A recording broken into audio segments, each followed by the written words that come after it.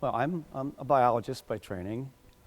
My work goes back to early days when I studied birds, and even earlier when I studied reptiles and amphibians, and began to become interested in how human changes to the environment affected those populations of wild species. And so that's what really drove me on my career path. So I've been studying this general field for about 40 years. I'm considered a conservation biologist, and conservation biology I define as science in the service of conservation.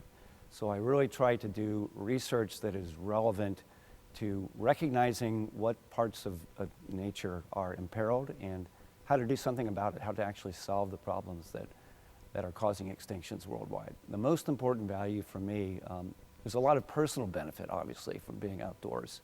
And I discuss a little bit the research that shows that people benefit from nature directly, from being outside in nature. It tends to make people smarter, tends to make people happier, healthier emotionally, physically, spiritually. A lot of studies have shown that children in particular that grow up without exposure to wild nature are more subject to things like ADHD, obesity, childhood diabetes, various cognitive impairment. And so it's really an important thing for us. But for me as a conservation biologist, most important is those creatures that need wild places to survive. And if they don't have them, they're going to go extinct.